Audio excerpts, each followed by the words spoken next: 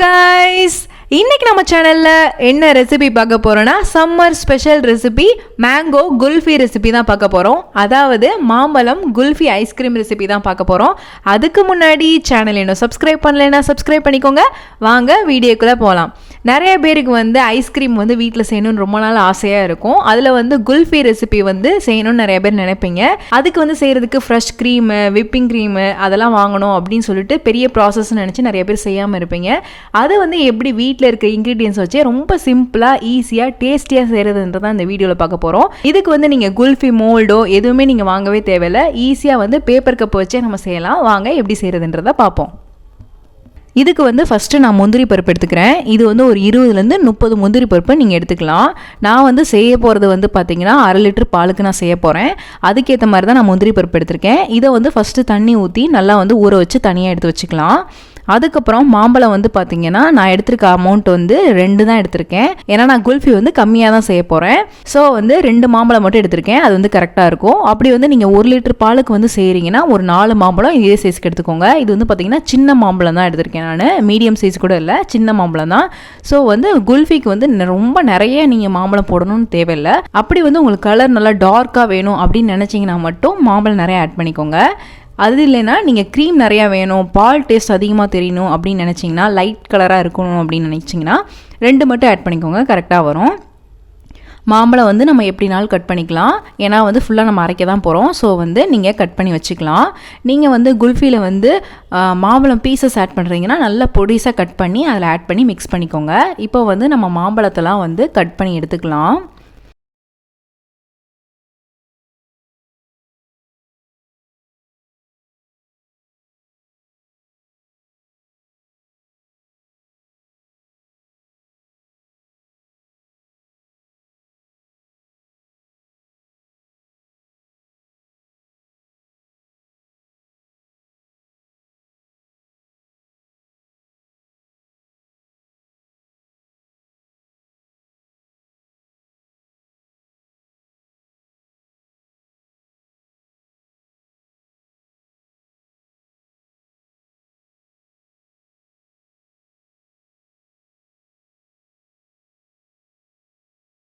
எல்லாத்தையுமே சின்ன சின்னதாக கட் பண்ணி பீஸ் போட்டு தனியாக வச்சுக்கோங்க. எல்லாத்தையுமே நல்லா கம்ப்ளீட்டாக கட் பண்ணி வச்சாச்சு. நான் எடுத்துருக்கிறது 2 மாம்பழம். 2 மாம்பழத்துலேயும் நான் அந்த மாதிரி கட் பண்ணி தனியாக ஒரு பிளேட்டில் வச்சுட்டேன். இப்போ பார்த்திங்கன்னா மாம்பழத்தை தனியாக கட் பண்ணி வச்சாச்சு. இதை ஒரு ஓரமாக வச்சுருங்க.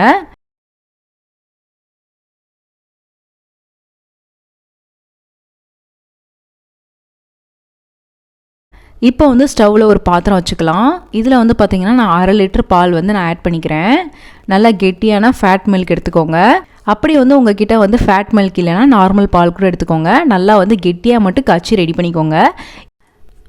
இதுக்கு பார்த்தீங்கன்னா நான் சர்க்கரை எவ்வளோ ஆட் பண்ணியிருக்கேன்னா ஒரு 1/4 கப் அளவுக்கு சர்க்கரை ஆட் பண்ணியிருக்கேன். இது பார்த்தீங்கன்னா ஒரு 3 டேபிள் ஸ்பூன் வரும், அந்த அளவுக்கு நான் ஆட் பண்ணியிருக்கேன்.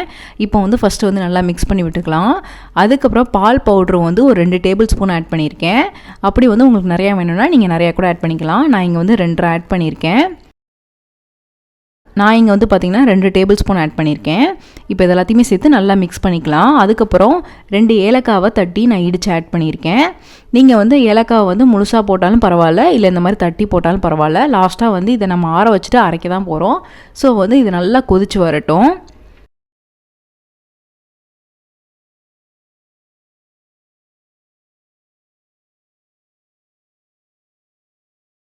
இப்போ பார்த்திங்கன்னா பால் நல்லா கொதிச்சு வந்திருக்கு. பால் நல்லா கொதிச்சு நல்லா அது பாதியாக நல்லா இந்த மாதிரி கெட்டியாகணும். அந்த மாதிரி நம்ம நல்லா காய வச்சு எடுத்துக்கலாம். இப்போ பார்த்திங்கன்னா பால் நல்லா ரெடி ஆயிடுச்சு. நல்லா காய்ச்சி எடுத்தாச்சு. இதை நல்லா கம்ப்ளீட்டாக ஆற வச்சுருங்க.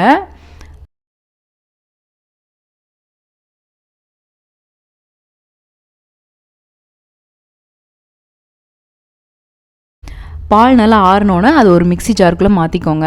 அதுக்கப்புறம் நம்ம கட் பண்ணி வச்சுருக்க மாம்பழத்தையும் ஆட் பண்ணிக்கலாம். இப்போ நம்ம 1/2 மணி நேரம் ஊற வச்ச முந்திரி பருப்பை இதில் ஆட் பண்ணிக்கலாம். மாம்பழத்தை ஆட் பண்ண பின்னாடி சர்க்கரை இன்னும் கொஞ்சம் தேவைப்படுற மாதிரி இருக்கும். ஸோ நான் 2 டீஸ்பூன் சர்க்கரை ஆட் பண்ணியிருக்கேன். நீங்கள் செக் பண்ணிவிட்டு ஆட் பண்ணிக்கோங்க, இல்லைனா லாஸ்ட்டு கூட ஆட் பண்ணிக்கலாம். இப்போ பார்த்திங்கன்னா நல்லா சாஃப்டாக அரைச்சி எடுத்துட்டேன்.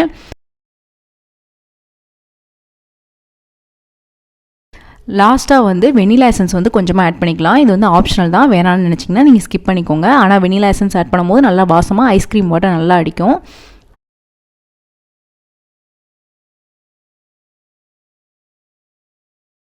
அதை வந்து மிக்சியில் வந்து ஒரு 2 சுற்று விட்டு எடுத்துக்கிட்டேன்.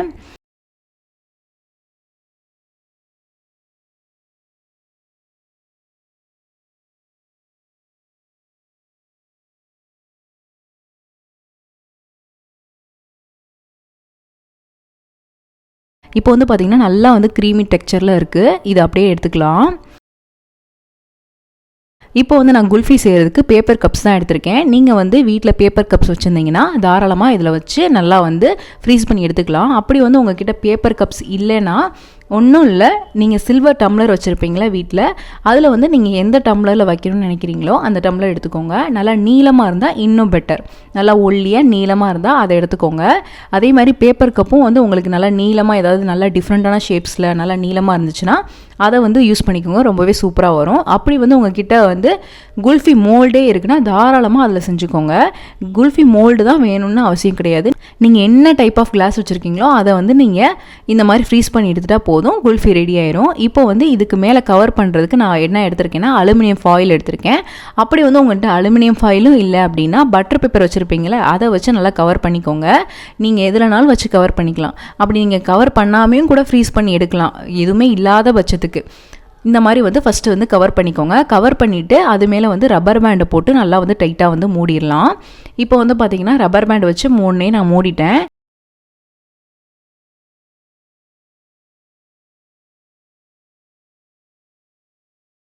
பார்த்திங்கன்னா ஐஸ்கிரீம் ஸ்டிக்ஸ் இருக்கும்ல, அதை வந்து நீங்கள் உள்ளுக்கு வந்து செட் பண்ணிக்கலாம். லைட்டாக வந்து ஒரு ஹோல் போட்டுட்டு அதுக்குள்ளே வந்து நம்ம வந்து ஐஸ்கிரீம் ஸ்டிக்ஸை வந்து வச்சுக்கலாம். கத்தியை வச்சு ஃபஸ்ட்டு வந்து இந்த மாதிரி ஓட்டை போட்டுக்கோங்க, இல்லைனா ஏதாவது வச்சு நல்லா ஹோல் ரெடி பண்ணிவிட்டு அதுக்கப்புறம் வந்து ஐஸ்கிரீம் ஸ்டிக்ஸை வந்து வச்சுக்கலாம்.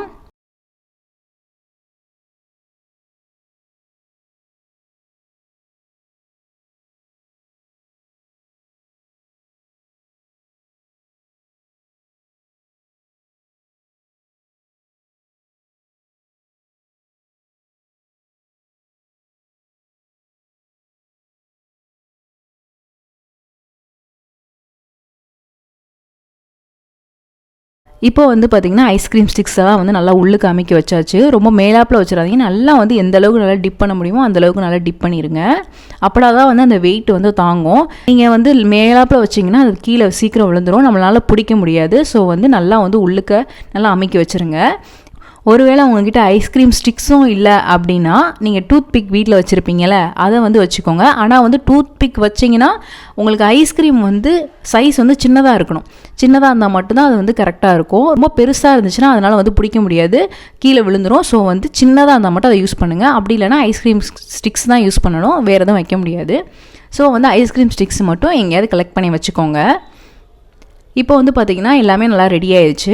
3 வந்து பார்த்திங்கன்னா பேப்பர் கப்ஸில் வந்து ஊற்றி வச்சுருக்கேன். இப்போ வந்து பார்த்திங்கன்னா நான் குல்ஃபி வந்து 3 கப்பில் ஊற்றி வச்ச பின்னாடி கொஞ்சமாக வந்து மிக்சர் வந்து இருக்குது, குல்ஃபி மிக்சரு. இதை வந்து பார்த்திங்கன்னா ஒரு கிளாஸ் பாக்ஸில் வந்து நான் வச்சுட்டேன். அதில் வந்து நல்லா செட் பண்ணிவிட்டு அதையும் நல்லா நான் ஃப்ரீஸ் பண்ணி எடுக்க போகிறேன். இது வந்து உங்களுக்கு மிச்சம் இருந்தால் கண்டிப்பாக வந்து இந்த மாதிரி ரெடி பண்ணிக்கோங்க. இதை வந்து நம்ம டேரெக்டாக வந்து ஸ்கூப் பண்ணி ஐஸ்கிரீம் மாதிரியே சாப்பிடலாம். இதையும் வந்து நல்லா வந்து ரெஃப்ரிஜிரேட்டரில் ஃப்ரீஸ் பண்ணி எடுத்துக்கலாம்.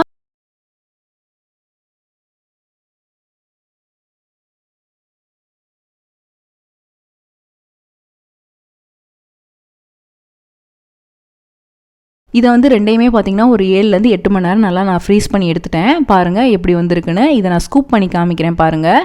ஐஸ்கிரீம் மாதிரி அழகாக நீட்டாக வந்துருச்சு.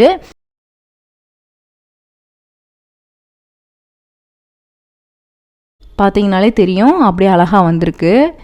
இதை அப்படியே வந்து ஸ்கூப் பண்ணி அப்படியே தனித்தனியாக எடுத்து வச்சுக்கலாம். மேலே வந்து டெக்கரேஷனுக்கு பிஸ்தாவும் பாதாமும் சாப் பண்ணி ஆட் பண்ணியிருக்கேன். அப்படி உங்களுக்கு வேணாம்னு நினச்சிங்கன்னா தாராளமாக ஸ்கிப் பண்ணிக்கோங்க.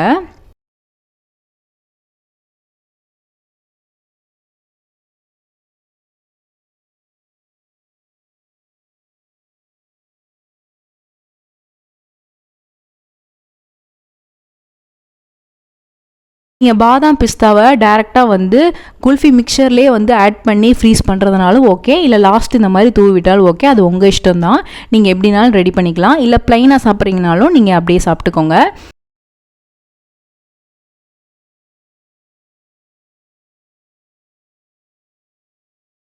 இப்போ வந்து பார்த்திங்கன்னா நம்ம ரெடி பண்ணி வச்சுருக்க கப்ஸும் வந்து ரெடி ஆயிடுச்சு. இப்போ வந்து ஃப்ரீசர்லேருந்து எடுத்துக்கலாம். ஃப்ரீசர்லேருந்து எடுத்துக்கிட்டு ஃபஸ்ட்டு வந்து அலுமினியம் ஃபாயில் கவரை வந்து எடுத்துருங்க. எடுத்துட்டு நீங்கள் வந்து கப்புலேருந்தே ரிமூவ் பண்ணுறதா இருந்தாலும் பண்ணிக்கலாம். நீங்கள் சில்வர் டம்ளரில் வச்சிங்கன்னா வந்து தண்ணியை வச்சு நல்லா வெளியில் வந்து நார்மல் வாட்டரில் வந்து லைட்டாக வந்து கிளாஸை வச்சுட்டு எடுத்திங்கன்னா நல்லா வந்து டீமோல்ட் ஆகி வந்துடும் தனியாக. அப்படி வந்து நீங்கள் பேப்பர் கப்ஸ் வச்சுருந்தீங்கன்னா இந்த மாதிரி கட் பண்ணி எடுத்துருங்க. நீட்டாக சூப்பராக வந்துடும். நீங்கள் பிடிச்சி இருக்கிறீங்கன்னு சொல்லிட்டு அந்த குச்சியை வந்து பிடிச்சி இழுத்திங்கன்னா அது வந்து சில நேரம் தனியாக வந்துடும். ஸோ வந்து இந்த மாதிரி கட் பண்ணி நீட்டாக எடுத்துட்டிங்கன்னா ரொம்பவே அழகாக வந்துடும். பாருங்கள், அழகாக வந்திருக்கு குல்ஃபி.